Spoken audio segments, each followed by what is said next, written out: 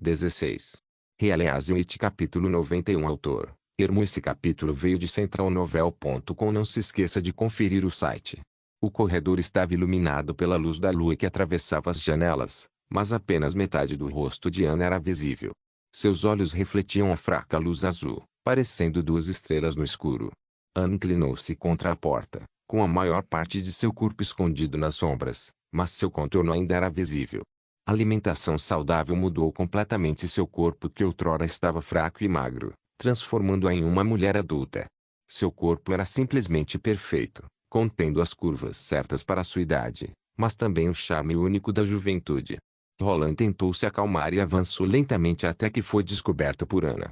Finalmente, ele ficou de pé na frente dela, quando seus olhos se encontraram. Foi apenas um acidente, não sabia que raio faria. Roland começou. Eu sei.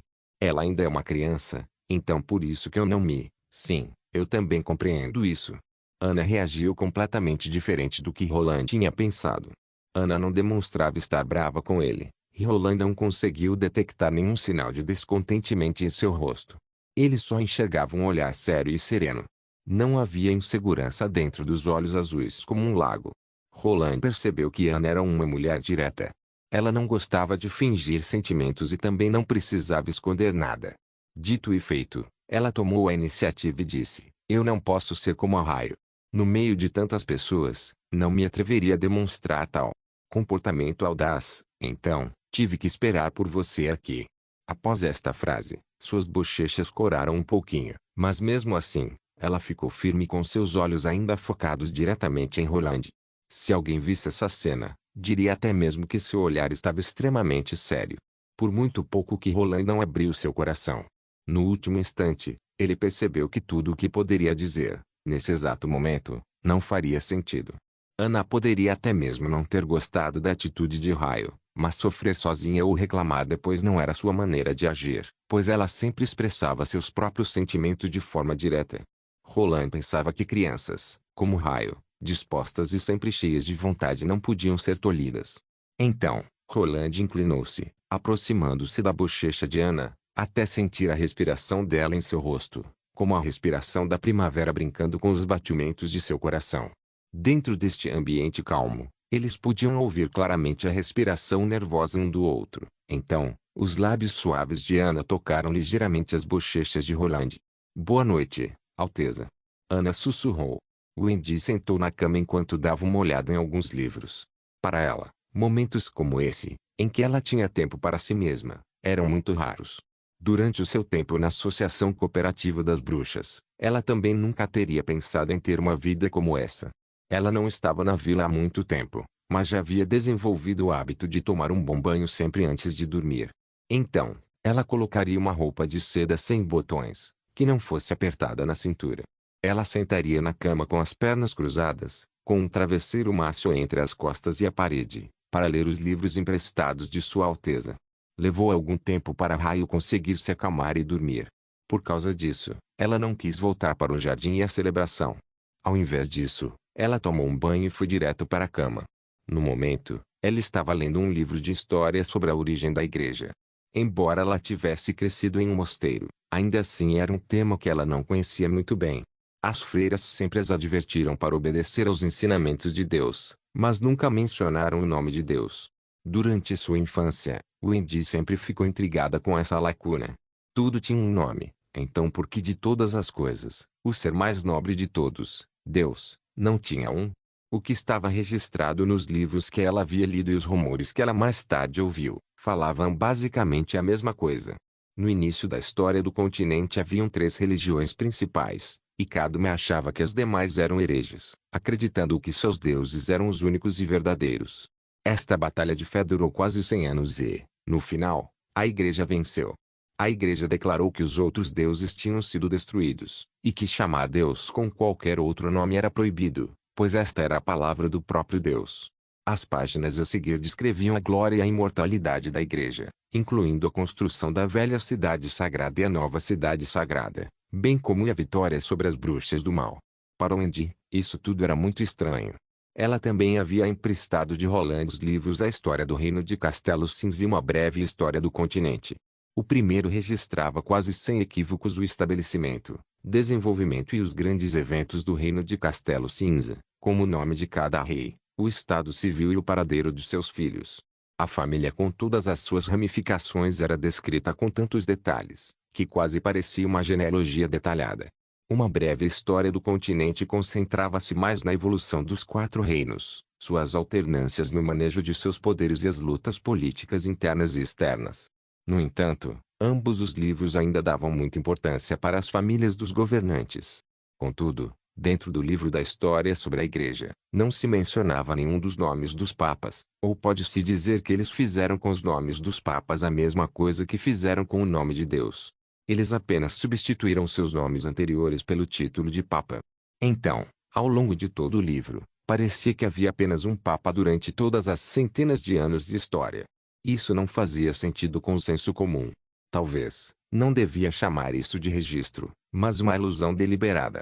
Neste momento, Rouxinol apareceu de repente no quarto de Wendy. Quando Wendy percebeu, ela colocou seu livro de lado e olhou para Rouxinol com interesse. Já está tão tarde só agora que você teve tempo para falar comigo? Rouxinol esfregou seu pescoço tenso e foi à cama para se sentar. Acabei de deixar Nana em casa. Mas me conta, como que você conseguiu fazer Raio dormir? No caminho, ela não parava de contar histórias sobre seu pai, mas quando ela deitou na cama, ela imediatamente adormeceu. Eu nem precisei ler histórias para ela. Wendy deu de ombros. Ela sempre age como se já fosse uma adulta, mas na verdade, ela ainda é uma criança. Para você, todo mundo ainda é uma criança. Rouxinol disse provocando Wendy. Ela também pegou o livro que Wendy estava lendo e continuou. Sua Alteza Real já disse você para não ler à noite, especialmente que não deveria ler quando estivesse sentada na cama. A iluminação não é boa o suficiente e vai machucar seus olhos. Sim, Sua Alteza Real disse isso mesmo. As duas conversaram por um longo tempo. Elas falaram sobre o tempo em que viajaram juntas da Cidade da Prata até a Cordilheira Intransponível, sobre o que aconteceu quando descobriram a morte de algumas bruxas e como elas sobreviveram aos meses dos demônios. Rouxinol tinha tanta coisa para falar, mas tanta, que Wendy só conseguia falar uma ou outra frase de vez em quando. Nos últimos 5 anos, elas já estavam tão inseparáveis que desenvolveram um entendimento tácito entre si. Então, o tempo passou lentamente até que finalmente as velas já estivessem prestes a se apagar. Ao ver isso, Wendy começou a rir e perguntou, você não consegue dormir por causa da cena que Raio causou hoje, não é? Do que você está falando? O que mais poderia ser? Wendy sorriu e balançou a cabeça. Verônica, somos bruxas, você deve saber o que isso significa. Rouxinol ficou em silêncio. Mesmo após de um longo tempo, ela não sabia muito bem o que dizer, então ela simplesmente disse, bem. Este era o destino que nenhuma bruxa poderia escapar. Wendy tirou o sorriso do rosto, suspirou e depois disse, Roland Wimbledon é o 4º príncipe do reino de Castelo Cinza, e temos que fazer todo o possível para garantir que ele consiga assumir o trono. Então, quando ele governar o reino, ele poderá dar a todas as nossas irmãs um abrigo contra a igreja. Mas isso também significa que ele se tornará o rei, e então chegará o momento em que ele deverá se casar com a filha de um duque ou a princesa de outro reino. Então eles terão filhos, talvez um ou vários. Se for um menino, ele vai herdar o reino, e se for uma garota, ela casará com outra família nobre. Aqui, Wendy fez uma pausa por um momento, dando tempo para Rouxinol se preparar, já que ela tinha que dizer palavras que nenhuma bruxa queria ouvir. Verônica, somos bruxas e bruxas não podem dar à luz. Mesmo com o resultado mais otimista, onde não haveria diferença entre bruxas e pessoas comuns, nesse futuro, nós poderíamos caminhar livremente por todos os reinos, mesmo após a morte de Sua Alteza. Mesmo em casos excepcionais, em que bruxas poderiam ascender à aristocracia e conquistar o título de nobres, sempre haverá o problema de que bruxas não podem ter descendentes. E sem nenhum descendente, somos incapazes de continuar a glória da família, então os nobres nem sequer iriam considerar se casar com uma bruxa. Por isso, podemos ganhar algumas coisas, mas, ao mesmo tempo, uma parte importante será tirada de nós. Wendy pausou aqui. Ela chegou mais próxima de Rouxinol e sussurrou, este é o nosso destino. Eu não queria ter que contar essas coisas para você. Entendo, Rouxinol sussurrou.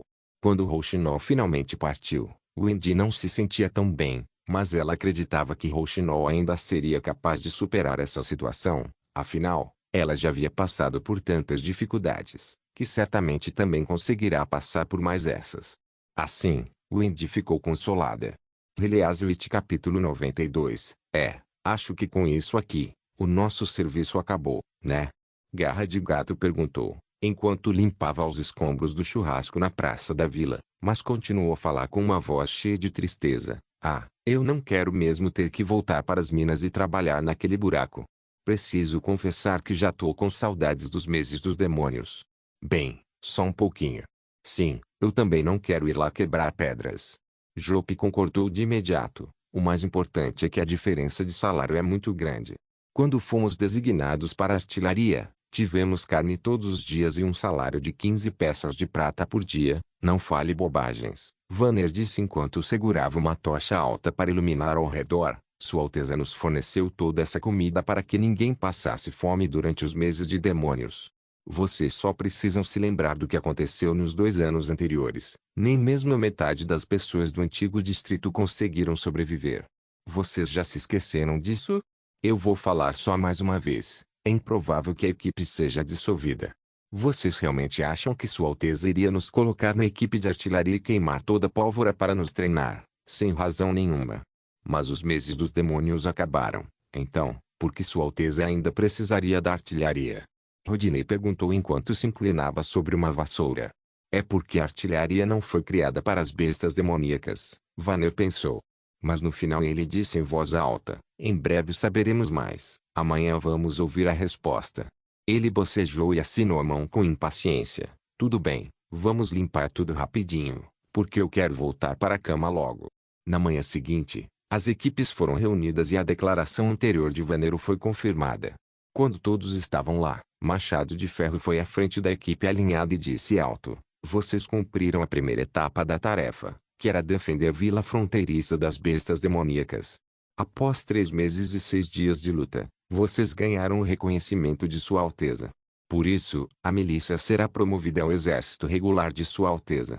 Contudo, caso algum de vocês não queira mais lutar, pode se levantar e sair agora.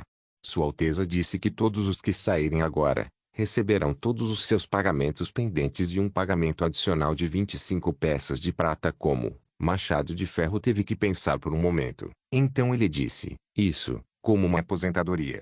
Dos 300 membros da milícia, ninguém se moveu, apenas Garra de Gato ergueu a mão e disse, permissão para falar. Esta também foi uma das regras de comportamento que o quarto princípio introduziu durante o treinamento.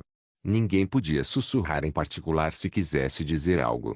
Se alguém quisesse falar ou pedir alguma coisa, deveria pedir permissão e falar em voz alta para todos ouvirem. Machado de Ferro acenou com a cabeça. Prossiga.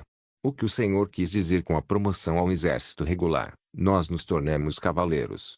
Vanner não conseguiu segurar um risinho de canto de boca, mas rapidamente fez um rosto sério de novo. Tornar-se cavaleiro. Isso significaria se tornar parte da aristocracia, não só obter uma propriedade a um escudeiro, mas também sua própria terra. Ao fazer esta pergunta, Garra de Gato realmente passou vergonha na frente de toda a milícia. Não. Machado de Ferro respondeu e começou a explicar pacientemente, pois ele já havia perguntando a mesma coisa a Sua Alteza. O exército regular é uma força profissional de combate, estabelecida apenas para a proteção de Sua Alteza e seu território. Em outras palavras, enquanto os mineiros trabalham na mina, vocês estarão treinando. Enquanto os agricultores estiverem colhendo o trigo, vocês estarão treinando. E enquanto os comerciantes estiverem vendendo seus produtos, vocês ainda estarão treinando. Todo o treinamento é para estarmos preparados para vencer todas as futuras batalhas, assim como nós vencemos as bestas demoníacas durante os meses dos demônios. Então, qual é a diferença entre um exército regular e a milícia? Garra de Gato perguntou. Treinamento mais frequente, métodos de treinamento mais rigorosos e uma recompensa maior. Permissão para falar. Ouvindo tudo isso, Rodney não conseguiu se segurar e perguntou, o que significa uma recompensa maior? Vanner suspirou. Por que sua equipe era tão jovem e tão impetuosa? Mas, sendo honesto consigo mesmo, ele também queria saber a resposta. O exército regular terá uma estrutura liderada por oficiais, e os soldados que cumprirem suas ordens, conforme estabelecidas previamente durante as batalhas, irão ter a chance de uma promoção. Os soldados que obterem um desempenho extraordinário, também poderão ser promovidos. Machado de Ferro disse, por exemplo, um soldado com estas qualificações poderia ser promovido para a mesma posição que eu. Se isso for o que Sua Alteza falou, Vanner pensou, e ele realmente implementar tudo isso, então é bom não ofender nenhum superior, não é? Ele olhou em silêncio. Parecia que ninguém estava percebendo esse problema. Em vez disso, eles estavam ouvindo tudo isso com grande interesse e prazer. Além de receber um pagamento maior, os oficiais também irão receber suas próprias terras. Depois de ouvir essas últimas palavras, a multidão explodiu em alvoroço. Vanner também não foi exceção, mas ele tinha dúvidas se ouviu tudo corretamente. Se pudessem obter sua própria terra, então, haveria alguma diferença entre eles e os cavaleiros. Mas vocês precisam se lembrar de que, ao escolherem se tornar um membro do exército regular, o sistema que seguirá será completamente diferente do sistema usado na milícia. Por exemplo, no caso de você não conseguir cumprir suas ordens, escapar, iniciar uma rebelião ou qualquer outra violação das normas disciplinares, você será severamente punido. Isso não é como o castigo anterior de não obter um ovo a mais na janta ou no almoço. Em vez disso, você terá trabalho extra, poderá ser preso e até mesmo suspenso. Além disso, cada promoção que você conseguir, poderá ser retirada. Machado de Ferro parou por um momento. Agora é a hora para sair. A multidão ficou em silêncio. Até mesmo Machado de Ferro estava tenso, mas ainda assim, ninguém se moveu. Ele não conseguiu se segurar e esboçou um belo sorriso. Bem, então, a partir de hoje, todos vocês estão diretamente sob as ordens de Sua Alteza Real, Roland Wimbledon. Vanner estava se sentindo maravilhado. Se ele tivesse ouvido essas terríveis punições há 3 meses, ele teria escapado há muito tempo. De que serviria uma promoção, ou sua própria terra, se você não for capaz de salvar sua própria vida? Mas agora, ele quase não hesitou em escolher ficar no exército. Seja retornar para a mina da encosta norte para pegar cascalho, ou ficar no antigo distrito e vagabundear de vez em quando, estava claro que ficar no exército era muito mais adequado aos seus interesses. Suas observações foram muito precisas e pontuais. Qual é o seu nome? Vou indicar você ao meu cavaleiro-chefe para ser um vice-capitão de uma das equipes. Senhor Vanner, estou muito satisfeito. Bom trabalho. Sua Alteza Real o encorajou a treinar duro e também reafirmou sua ideia de que ele pertencia à milícia. Agora Vanner continuaria a lutar por Sua Alteza Real como membro do exército regular.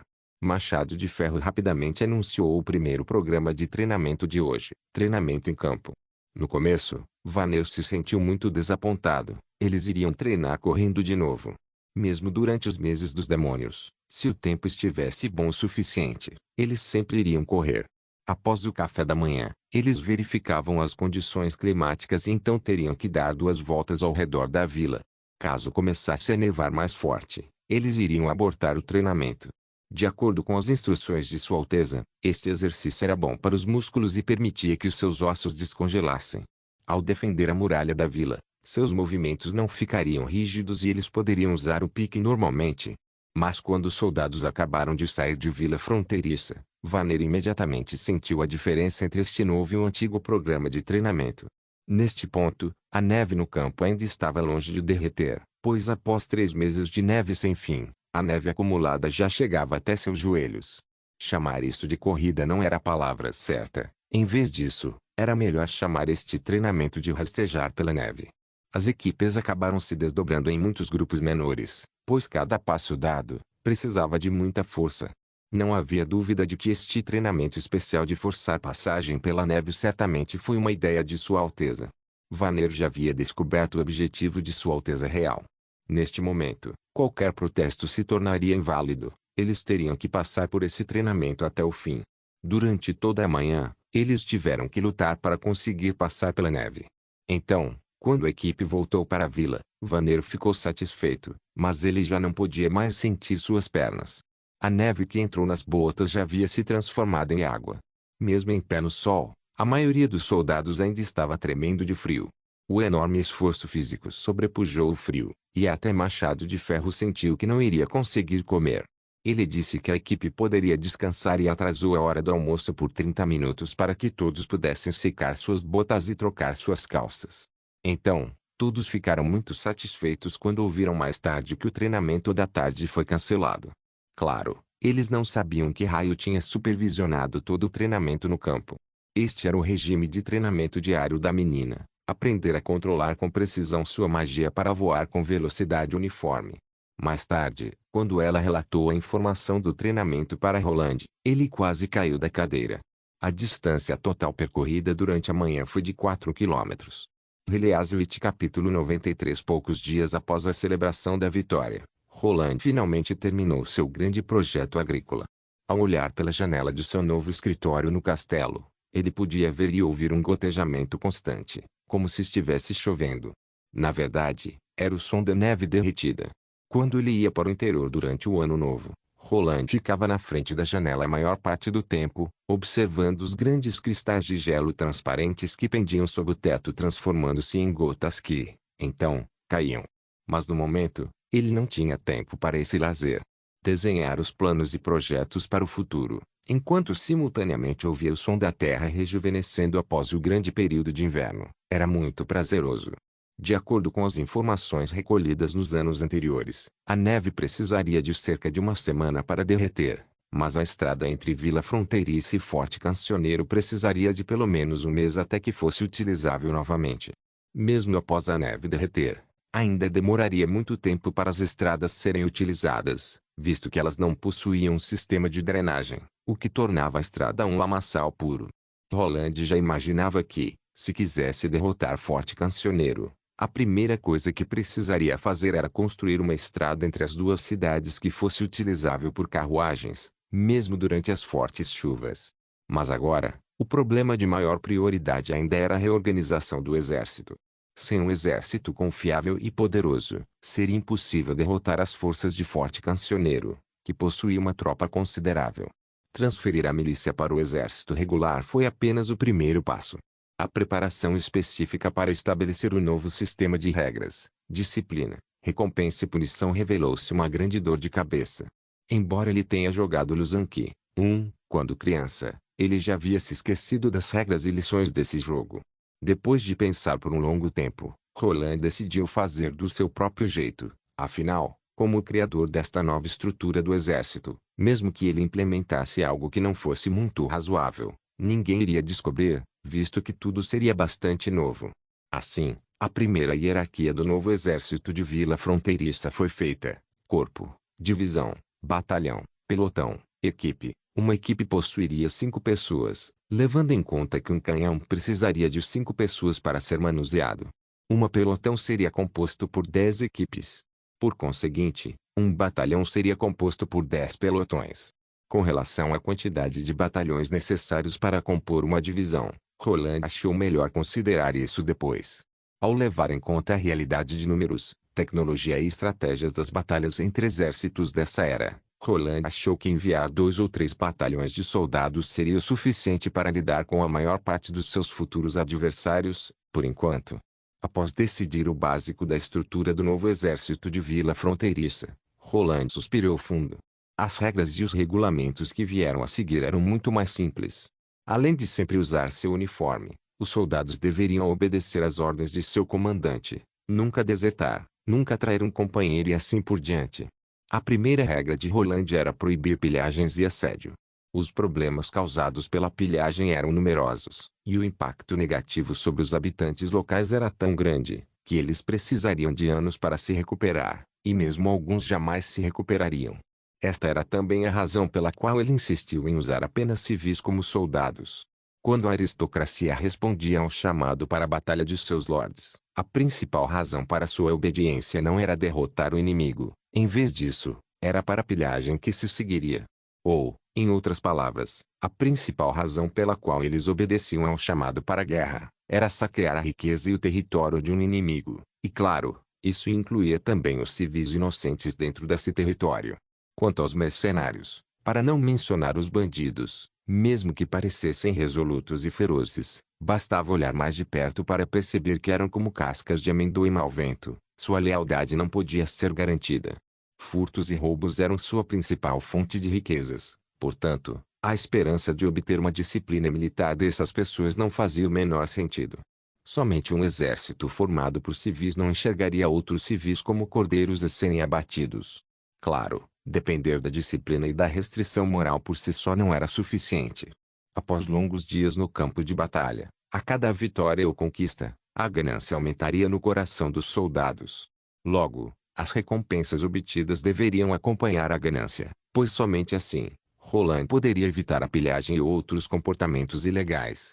Com o intuito de tornar a recompensa grande o suficiente, Roland decidiu oferecer a maior recompensa de todas, que era receber sua própria terra.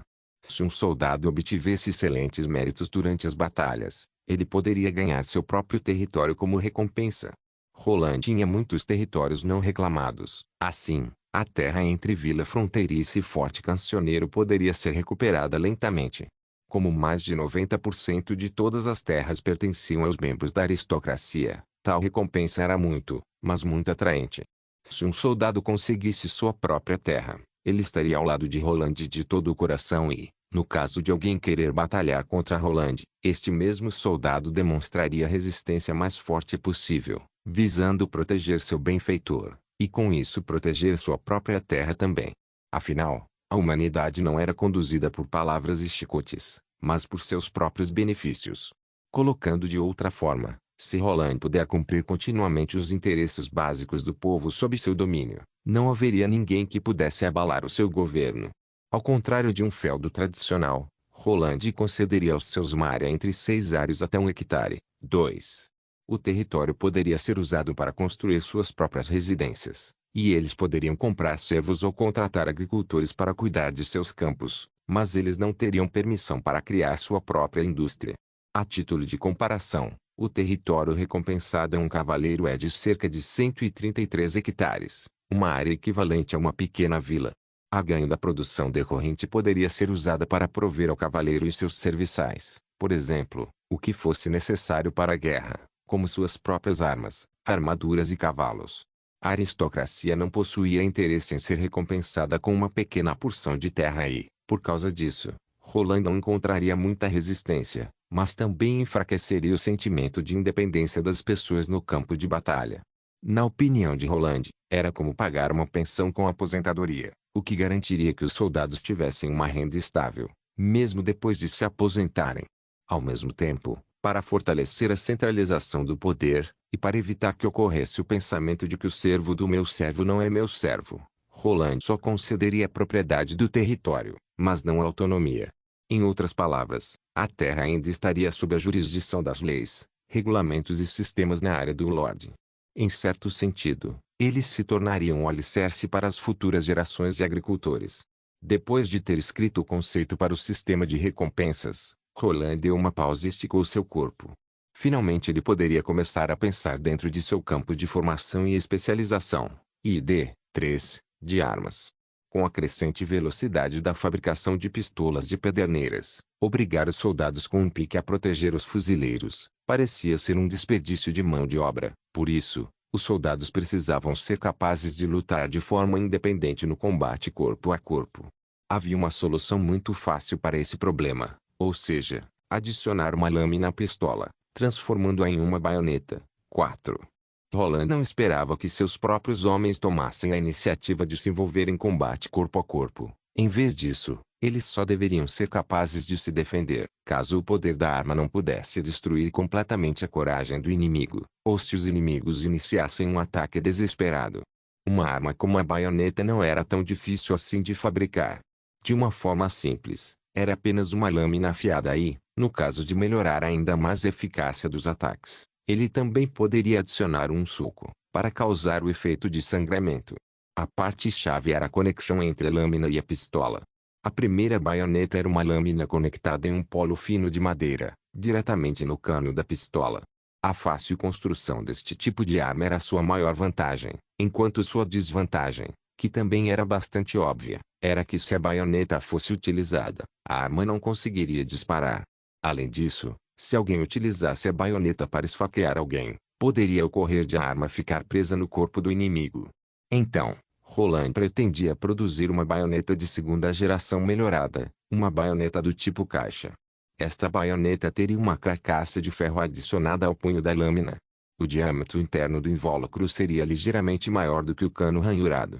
O ferreiro só precisaria soldar um pedaço de ferro em um buraco no topo do tambor. Depois de conectar a lâmina na parte superior do cano e inserir um enchimento no buraco, esse arranjo ficaria fixo. A baioneta tinha uma forma triangular, com 3 lâminas afiadas. Se um soldado perfurasse o corpo do inimigo com essa arma, a baioneta não iria ficar presa, nem iria cair, e causaria uma ferida difícil de curar. Após a instalação da baioneta, a área do tambor ficaria um pouco maior, o que também complicaria um pouco o processo de carregamento das pistolas. Mas em comparação com uma baioneta dobrável, a fabricação era muito mais simples, além de ser possível produzir em massa rapidamente. Bastaria uma única unidade, e qualquer ferreiro seria capaz de reproduzi-la. Mas para permitir que a baioneta desempenhasse uma parte importante em batalha, era importante treinar os soldados, para que eles soubessem perfeitamente como utilizá-la. Roland, naturalmente, não sabia nada sobre isso. Felizmente, ele lembrou-se de que seu cavaleiro-chefe já se vangloriou uma vez dizendo que ele conseguia manejar qualquer tipo de arma. Então, ele só tinha que encontrar carteiro e deixar com que ele ensinasse os soldados a utilizar uma baioneta. Luzhan, que é um board-game chinês, que também pode ser traduzido como xadrez de batalha terrestre. Ninguém sabe ao certo quem criou, mas é bastante antigo e trata-se de um jogo com hierarquias militares, minas, bombas e outros detalhes. Se você quiser saber mais, pode conferir neste link uma coletânea das regras em português. 2. Um are corresponde a 100 m2, e 1 hectare a 10.000 m2. Release capítulo 94. A fabricação das armas para artilharia avançava de forma constante. A segunda leva de canhões já entrou na fase de perfuração, enquanto a terceira leva ainda estava na fase inicial de coleta de materiais.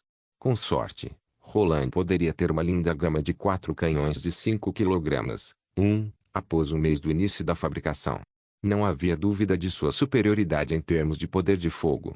Mas a questão agora era como ele poderia transformar essa vantagem em uma vitória certa. Roland ainda estava se esforçando para responder a essa pergunta. Antes de Roland ter transmigrado, ele só trabalhava feito um condenado, e da mesma forma que a maioria das outras pessoas nesse mundo, sua compreensão da guerra só vinha da história, de filmes e jogos. Se fosse apenas uma batalha com armas frias, ele poderia ter entregue o comando ao carteiro e machado de ferro. Contudo, a batalha que eles iriam enfrentar era muito diferente de qualquer batalha que carteiro e machado de ferro já enfrentaram. Não havia ninguém que pudesse entender essas novas armas de fogo melhor do que ele. Sendo assim, Roland só conseguiu reunir o conhecimento que eles tinham e construir seus próprios planos nessa base, complementando com seu conhecimento de uma era posterior. Para garantir a vitória, Roland deixou raio voar todos os dias entre Vila Fronteiriça e Forte Cancioneiro. A intenção de Roland com isso era observar as condições da estrada e calcular com precisão a distância. Roland acreditava que a vitória na guerra era construída com base em informações e cálculos coletados com antecedência. Seja a elaboração de táticas ou a dedução de cada etapa de uma batalha, conquistar a vitória em uma batalha estava inseparavelmente ligado a esses 2 pontos. Roland pegou mais uma vez as hastes de ferro de 1 metro de comprimento e as cordas de cânhamo de 100 metros de comprimento que ele havia feito para determinar o alcance de seus canhões. Então ele foi para a área de teste da artilharia a oeste de Vila Fronteiriça e mediu com eles uma distância de 1 quilômetro. Em seguida, ele deixou raio voar essa distância para que ela sempre fizesse isso na mesma quantidade de tempo. Quando ela conseguiu memorizar a quantidade de magia necessária para voar estes 100 metros, Roland começou a medir a distância entre Vila Fronteiriça e Forte Cancioneiro. Usando um relógio de sol para medir o tempo que era necessário para uma viagem de ida e volta, ele calculou que a distância entre os 2 lugares era de cerca de 55 quilômetros. Claro, essa era a distância linear entre 2 pontos. Na verdade, se fosse viajar por terra, ele precisaria percorrer 2 grandes curvas para evitar atravessar o sopé da cordilheira intransponível. 4.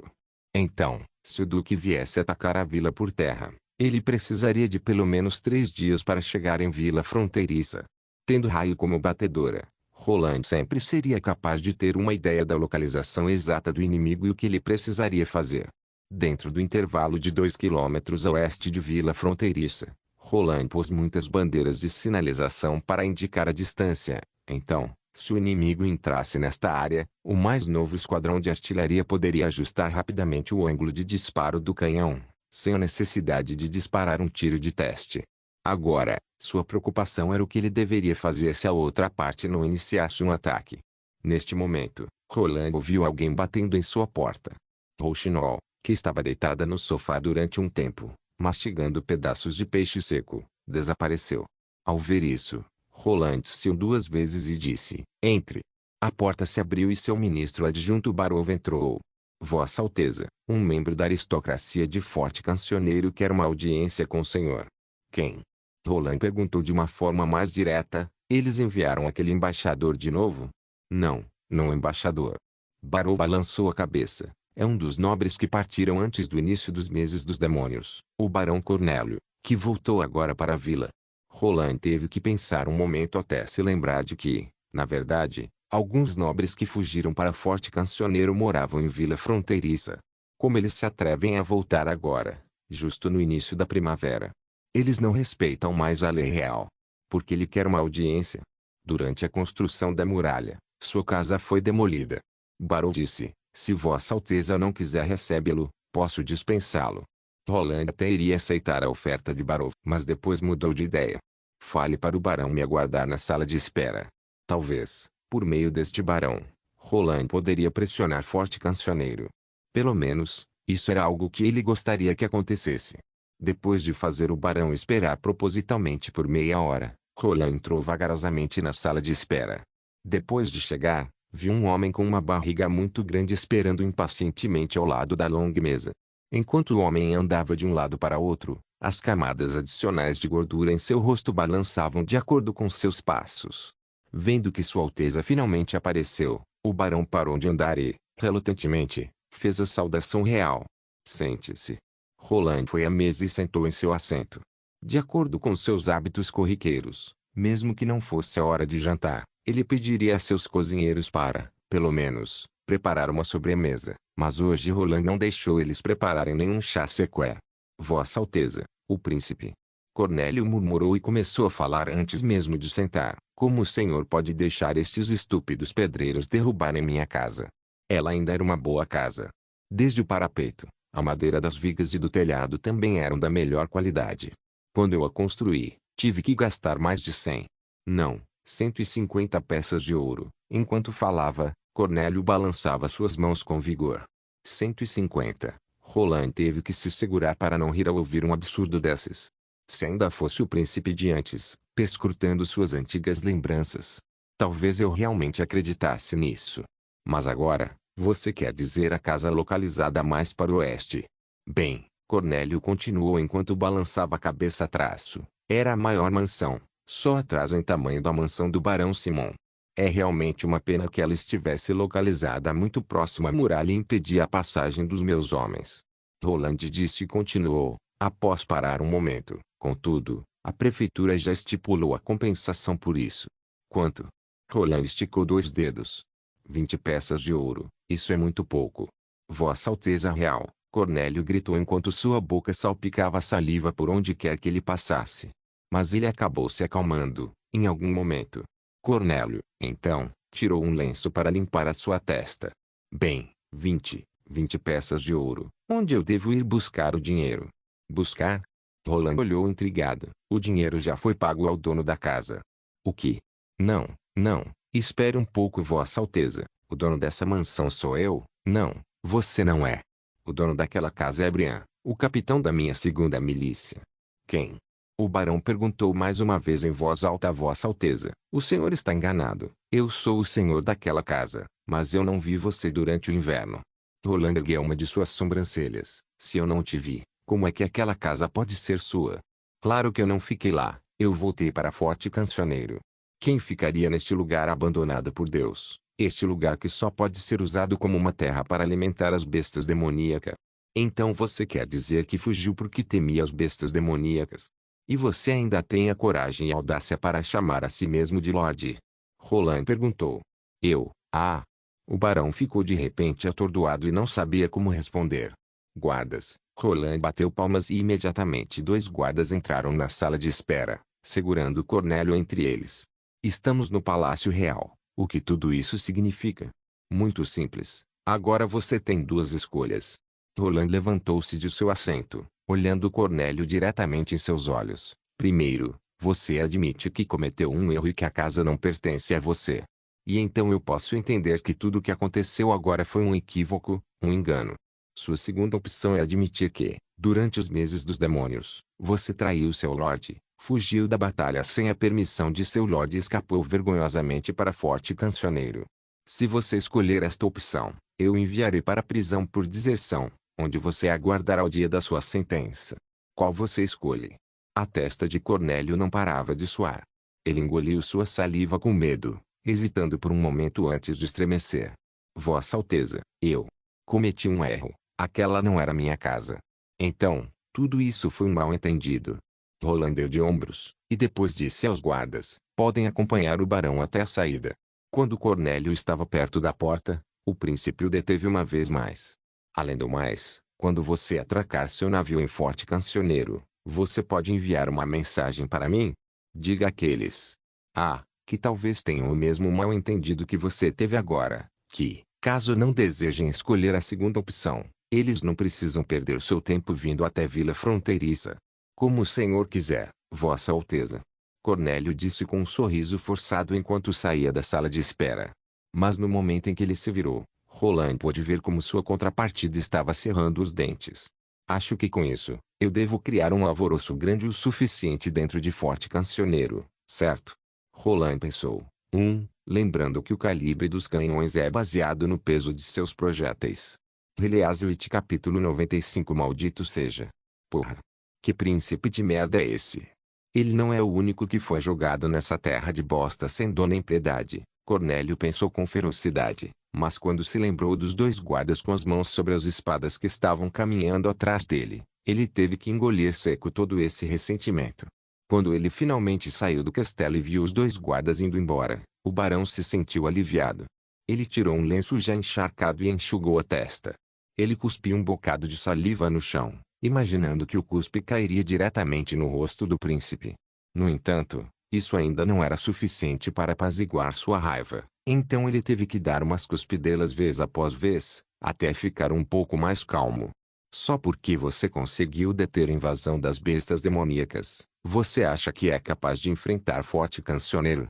Pode ficar se orgulhando e se achando maioral, afinal você não tem muito tempo para ficar com essa pompa toda. Cornélio pensou que, se ele não tivesse recebido informações tão confiáveis, nunca teria ousado voltar para a Vila Fronteiriça tão cedo. Em geral, a aristocracia sempre retornava mais tarde do que os civis. Afinal, mineração e caça eram trabalhos sujos e difíceis, de modo que a aristocracia jamais faria tais trabalhos. A responsabilidade dos aristocratas em Vila Fronteiriça era apenas supervisionar a produção e esperar até o minério ser suficiente para ser transportado. Durante o tempo livre, eles iriam até as casas dos caçadores e perguntavam se eles tinham peles de alta qualidade, adequadas para serem adquiridas pelos nobres. Mas este ano a situação era completamente diferente. Cornélio ouviu do ministro financeiro, Sir Reynolds, que Duque Rian estava pronto para expulsar o quarto príncipe de Vila Fronteiriça. Isto não era uma traição ao rei de Castelo Cinza, não. Em vez disso, eles estavam defendendo uma ordem de Timothy Wimbledon, o novo rei. Roland Wimbledon já não é o Lorde de Vila Fronteiriça, e se ele quiser ser reconduzido a um novo território, ele deve retornar primeiro ao castelo do rei. Duque Rian falou essas palavras revolucionárias na frente do Sir Reynolds que, aliás, em apenas 5 anos conseguiu ascender à posição de ministro financeiro da prefeitura de Forte Cancioneiro. Se eles não tivessem um certo parentesco, mesmo que distante, e ele não tivesse enviado 2 peles de altíssima qualidade para Reynolds, Cornélio não seria capaz de saber o que estava acontecendo entre as pessoas encarregadas do oeste de Castelo Cinza. Ganhar um novo território era somente uma promessa vazia de Timothy, pois até mesmo Cornélio sabia que o primeiro príncipe, Gerald, foi enviado à forca sem dizer absolutamente nada. Se com Gerald foi assim, como poderia ser diferente com o quarto príncipe? Sem dúvida, a fronteira oeste estava sob as rédeas de Duque Rian. A única questão era se ele esperaria a ordem do rei Timothy ou se ele agiria sem ela. No entanto, quando Duque Rian agir, não haverá diferença entre Roland Wimbledon e um vira-lata. Esta também foi a razão pela qual Cornélio se apressou em ir para a vila fronteiriça. O primeiro motivo era, naturalmente, obter as melhores peles o mais cedo possível, mas seu segundo motivo era colocar sua própria casa à venda. À primeira vista sua ideia era muito inteligente. Nos anos anteriores, os civis fugiam para Forte Cancioneiro e sempre no final do inverno não teriam nada para vender. Contudo, este ano, os civis permaneceram na vila. Logo, eles deveriam estar com seus depósitos cheios, não é mesmo? Então, Cornélio poderia comprar as melhores peles e produtos, fazendo uma pequena fortuna. Além disso, ele poderia enviar alguns presentes para Reynolds, para estreitar os laços. Além do mais, Cornélio já havia pedido a Reynolds um lugar para trabalhar na prefeitura. Mesmo que fosse um trabalho burocrático, ainda seria melhor do que viver nesse maldito lugar. Por isso, ele queria vender rapidamente sua casa, pois não iria mais precisar dela. Além disso, quando Duke ia atacar Vila Fronteiriça, ninguém poderia garantir que os mercenários não iriam pôr fogo nas casas. De fato, se a casa de Cornélio fosse queimada, ele teria um grande prejuízo. Mas ela nunca imaginou que a casa não foi destruída por mercenários, mas, em vez disso, foi demolida pelas ordens diretas pelo quarto príncipe. Bastava o barão lembrar deste fato que ele cerrava seus dentes com força. Arg, essa era uma das minhas melhores casas. Tudo bem, 150 peças de ouro era um exagero, mas valia pelo menos 30. Com a ideia de conseguir dinheiro rápido, Cornélio engoliu seu orgulho e aceitou relutantemente as 20 peças de ouro. Mas quem poderia imaginar que Sua Alteza iria tratá-la de forma tão insana? Além de Sua Alteza não pagar nenhum valor pela casa, ainda ameaçou Cornélio de deserção. Ele não estava ciente de que sempre, todos os malditos anos, no início dos meses dos demônios, a aristocracia é evacuada para Forte Cancioneiro. Espere um pouco. Cornélio de repente diminuiu o passo, pois algo parecia estar errado. Ele já tinha ouvido falar que o quarto príncipe era um mau caráter, que ele sempre agia sem pensar. Tanto é que ele até mesmo flertou maliciosamente e deliberadamente a esposa do barão Simon, assim que pisou o pé em Vila Fronteiriça. Isso se tornou uma piada interna entre a aristocracia por muito tempo. Mas hoje, a impressão que Cornélio teve do príncipe não fazia jus a tudo que ele ouvira. O príncipe não se enfureceu e não agiu de forma vergonhosa. Pelo contrário, quem se enfureceu e agiu de forma vergonhosa foi o próprio Cornélio. Pensando bem, o príncipe manteve o tom de voz do início ao fim. Sempre à mesma altura. Então, por que ele ficou tão assustado, mesmo tendo cedido obedientemente à sua própria casa? Se ele tivesse dito que a casa era dele, o príncipe teria realmente matado Cornélio? Ou não? Certo, Cornélio teve um calafrio, enquanto sua testa começava a suar novamente. Pensando bem, ao lembrar de toda a conversa com o príncipe, porque Cornélio tinha a ilusão de que ele estava conversando com Duque Rian. O barão balançou a cabeça com dificuldade, tentando procurar alguma coisa nas memórias desagradáveis de agora há pouco. De qualquer forma, o quarto príncipe só ficará orgulhoso por alguns dias, no máximo. Logo, Duque Rian trará a vila fronteiriça de volta sob suas rédeas e, em seguida, Sua Alteza Roland Wimbledon também será acompanhado de volta a Castelo Cinza. Então eu vou rir muito do destino dele. Talvez eu tenha perdido mesmo essas 20 peças de ouro, mas no final das contas, Duque Rian vai se vingar por mim. Pensando até aqui, Cornélio finalmente conseguiu relaxar. Como ele havia conseguido obter algumas peles de alta qualidade, e não precisava mais se preocupar em vender a sua casa, ele poderia simplesmente voltar para Forte Cancioneiro agora. Eu preciso fazer o possível para imitar o quem da aristocracia tiver o mesmo mal-entendido da melhor forma possível. Vou entregar essa mensagem em Forte Cancioneiro e mostrar para todo mundo o blefe de Sua Alteza. Quando ele finalmente saiu da área do castelo, andando pela estrada do porto, Cornélio passou por uma mulher que estava usando um capuz. Originalmente, não havia nada de estranho, pois existiam pessoas na vila indo e vindo o tempo todo, mas a mulher estava toda vestida. Talvez ela fosse uma jovem ou uma mulher da aristocracia a caminho do príncipe. Mas quando uma lufada de vento levantou o seu capuz, Cornélio sentiu seu coração pular, e parecia que ele não conseguiria mais recuperar o fôlego. Deus, é assim que uma mulher deve ser, com esses cabelos longos e de uma cor verde rara. Só de revelar uma parte do rosto por um momento foi o suficiente para me deixar nesse estado. Mesmo que o rei em Castelo Cinza convocasse as princesas de outros reinos, ele não veria alguém como ela. Então, Como é possível que alguém tão bonita esteja aqui em Vila Fronteiriça? Ele se virou tentando prestar atenção para onde aquela beldade estava indo, apenas para descobrir que ela estava caminhando diretamente para o castelo. Este é o tipo de mulher que o príncipe tem acesso. O barão hesitou um pouco mais, mas no final desistiu. Ele realmente não queria ter mais nada a ver com o quarto príncipe. Uma pessoa tão perversa deveria ser deixada para Duque Rian. Além disso, Cornélio pensou traço. Eu ainda preciso voltar para Forte Cancioneiro. Chegando ao cais, ele subiu em seu barco de um único mastro. Os marujos puxaram a vela, e o barco rapidamente saiu do cais, navegando na direção de Forte Cancioneiro. No caminho de volta, enquanto estava sentado ao sol, Cornélio viu um espetáculo à parte. A cerca de 500 metros de distância de Vila Fronteiriça em um campo coberto de neve, um grande grupo de pessoas entrou em seu campo de visão. Todos estavam vestindo a mesma armadura de couro marrom e um longo pique de madeira nas costas. Formando uma linha longa, eles marchavam lentamente pela neve. Embora existisse uma pequena floresta que não permitia Cornélio ter uma visão do todo, ele ainda tinha certeza de que havia pelo menos 100 pessoas. Esses são os fazendeiros que o quarto príncipe utilizou para enfrentar as bestas demoníacas. Nos primeiros meses do ano, quando a neve ainda cobria as estradas, era absolutamente difícil andar pela neve. Cornélio nem podia imaginar que alguém conseguiria fazer isso. Mas o grupo de pessoas ainda estava caminhando pela estrada, e parecia até que a neve tinha pelo menos 30 centímetros de profundidade. Isso não era um obstáculo pequeno.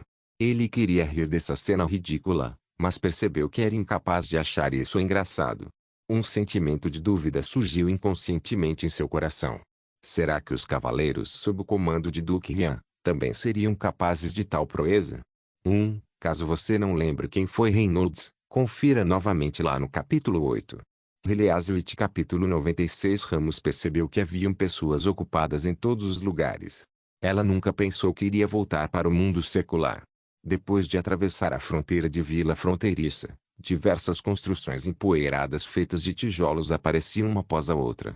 Embora tenha se passado apenas meio ano desde a fuga de Ramos para a Cordilheira Intransponível, ela ainda sentiu que tinha acabado de entrar em outro mundo. Os meses dos demônios chegaram ao fim. Então, após o inverno, os habitantes das vilas e cidades teriam poucas roupas e comida e, por causa disso, eles estariam fracos e bastante abatidos. Bom, pelo menos era isso que Ramos se lembrava quando observou as favelas ao cruzar a fronteira da Cidade da Prata, ou mesmo quando ela estava em sua jornada para o oeste. De qualquer forma, em todos os lugares que Ramos esteve, pessoas estavam morrendo de fome e frio. Ramos ainda se lembrava das pessoas vivas que andavam como se já estivessem mortas, com um olhar vazio e movimentos lentos e instáveis. Mas aqui, a maioria das pessoas que Ramos encontrava estavam cheias de vitalidade. Outras ainda estavam secando peixes na entrada de suas casas. Alguns estavam em cima de seus telhados para reparar telhas danificadas. Alguns jovens estavam caminhando com suas enxadas e martelos. Eles sorriam e conversavam uns com os outros enquanto caminhavam para o norte da vila. Para evitar que outras pessoas tentassem conversar com ela, Ramos baixava seu capuz até onde conseguia. O castelo estava em uma área que chamava muito a atenção, pois foi colocado em cima de um monte, na parte sudoeste. Não havia plantas ao redor do monte, então, se ela quisesse entrar no castelo, seria bastante difícil. Esconder-se no tronco de uma árvore até poderia funcionar, mas fazer o tronco andar chamaria muito a atenção. Para uma bruxa, ela realmente não era boa em se esconder. Então, depois de considerar cuidadosamente suas opções, Ramos pensou que, em vez de se esconder, ela iria andar abertamente pelo castelo. Se Rouxinol não mentiu para ela, então, mesmo que ela entrasse pela entrada principal, ela não teria problemas. E no caso de Rouxinol ter mentido, ou seja, ter enganado a Associação Cooperativa das Bruxas, ela também estava bastante confiante que poderia fugir dos dois guardas que protegiam a entrada do castelo. Claro, também havia o pior caso, que seria Rouxinol ter traído a todas e não havia nenhuma bruxa trabalhando para o príncipe. Se esse fosse o caso, ela provavelmente morreria. Como uma grande bruxa combatente, poucas pessoas conseguiriam escapar de Rouxinol, caso ela quisesse matar. Provavelmente, Rouxinol era mais forte do que Cara. Se elas lutassem, Ramos não saberia dizer quem venceria. Ramos já se preparava para o pior caso. Se ela não pudesse voltar, Pergaminho assumiria o cargo de mentora e guiaria suas últimas irmãs para o futuro. Se qual for o destino, o lugar ou o fim de suas irmãs, ninguém saberia responder. Ela estava caminhando lentamente pela encosta do monte, aproximando-se do portão do castelo. E logo percebeu os guardas, que puseram suas mãos sobre o punho de suas espadas, enquanto um deles gritava alto: "Este é o palácio do príncipe, não é lugar para você, você deve voltar imediatamente." Ele fez uma pausa e depois acrescentou: "Se você tem alguma coisa importante que precisa reportar, pegue o caminho à esquerda e siga a rua até chegar na prefeitura, lá as pessoas vão te receber." Ramos respirou profundamente, então ela tirou o capuz. Sem surpresa alguma, ela viu o olhar abismado no rosto dos guardas. Quando Ramos percebeu que os guardas já tinham se recuperado do choque inicial, ela disse sem rodeios: "Eu sou uma bruxa." No momento em que disse isso, Ramos já esperava que os guardas sacassem suas espadas. No entanto, os dois guardas apenas entreolharam-se. Além disso, Ramos sabia que não havia nenhum homem comum que pudesse ocultar seu sentimento de desgosto quando escutasse que ela era uma bruxa. Contudo, seus rostos demonstravam apenas curiosidade. Um deles perguntou com interesse: "Você é uma bruxa? Qual é a sua habilidade?" Ao ouvir essa resposta, o coração de Ramos começou a bater tão rápido que ela quase não conseguiu segurar sua euforia e excitação. Enquanto tentava manter a voz calma, ela disse: "Eu quero ver Rouxinol. Ou também podem ser Ana ou Nana." Na história de Rouxinol, as bruxas eram visitantes frequentes do castelo. O príncipe não restringia a liberdade delas, apenas agindo como seu guardião, além de deixar elas irem e virem como quisessem. Entretanto, se a história de Rouxinol não fosse verdade, os guardas certamente não saberiam nada sobre esses nomes. Um guarda se virou para o parceiro, aquele que antes falou em voz alta, dando um tapinha em seu ombro, dizendo: "Cuide dela aqui enquanto eu informo Sua Alteza Real." Ramos observou o guarda atravessar o portão, logo desaparecendo na direção do jardim. Ela estava constantemente pensando nas probabilidades do que poderia acontecer enquanto ela esperava. No farfalhar das folhas, será que Rouxinol a cumprimentaria como uma irmã ou os guardas formariam um cerco, atacando Ramos pelas costas? Ela estava em uma situação contraditória.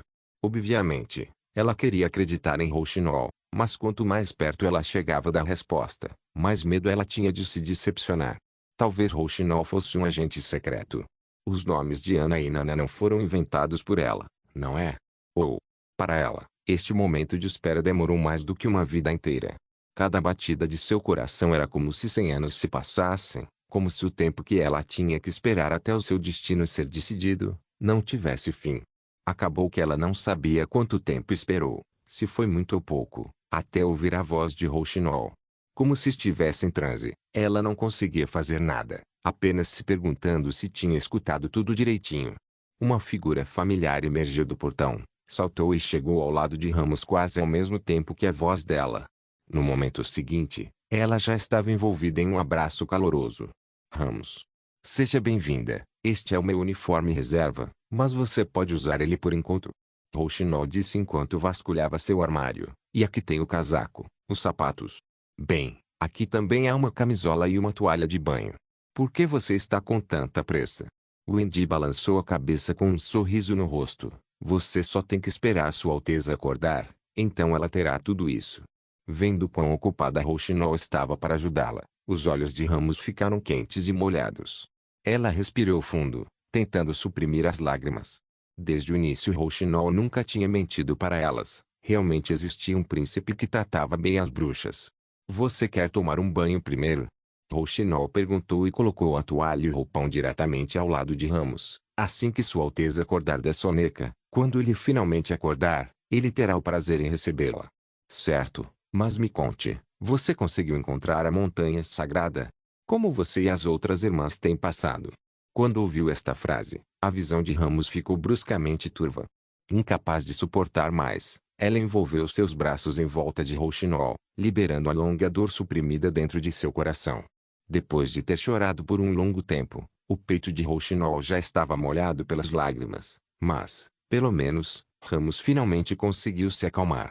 Então, Ramos começou a contar tudo o que aconteceu após o último encontro delas, detalhando todo o sofrimento que elas tiveram que suportar. Quando chegou ao ponto em que suas irmãs foram enterradas na natureza, ela sentiu como Rouxinol estava segurando sua mão e apertando com força. Quando a história de Ramos chegou ao seu fim, o olhar de Wendy tornou-se muito pesado. Eu jamais pensei que seria a cara quem traria o fim à Associação Cooperativa das Bruxas. Das 42 irmãs apenas 7. Eu também não posso fugir da minha responsabilidade nisso tudo, afinal, eu não fiquei firme ao lado de Rouxinol, não foi sua culpa. Rouxinol disse com tristeza, ninguém podia prever o futuro. O importante agora é decidir o que fazer em seguida. Ela olhou para Ramos. Você disse que mais 6 irmãs sobreviveram, não é? Onde elas estão agora? Elas estão na entrada do desfiladeiro à espera de uma mensagem minha. Nós já tomamos a decisão e se eu não voltasse, Pergaminho irá levá-las para longe daqui, talvez para o extremo sul, talvez elas até cruzem o mar, então teremos que ir ao desfiladeiro e buscá-las. Rouxinol disse excitada, eu vou agora mesmo. Wendy ficará aqui e cuidará de você. Espere um pouco, o que você fará se elas não acreditarem em você? Ramos terá que ir junto, basta chamar Raio para acompanhar vocês. Agora, ela deve estar treinando seu voo para Forte Cancioneiro, mas pegue alguns cavalos com vocês, assim nossas irmãs podem cavalgar até aqui. Wendy cuidadosamente insistiu. Mas, Sua Alteza, ainda não está dormindo? Ramos ficou atordoada. Vocês não precisam ter a aprovação dele primeiro. Pode ter certeza, Rouxinol disse com tranquilidade que se Sua Alteza soubesse disso agora, eu tenho medo de que ele ficaria doente por ter que esperar um pouco mais. Estaremos deixando todos os títulos de nobreza, quando específicos, iniciados com letra maiúscula. Por exemplo, quando se referir ao quarto príncipe ou ao príncipe de Vila Fronteiriça, virá em maiúsculo. Quando for algo como um príncipe não pode fazer isso, por ser genérico, virá em minúsculo. Obrigado por assistir, até a próxima. Solem irmãos. Solem irmãos.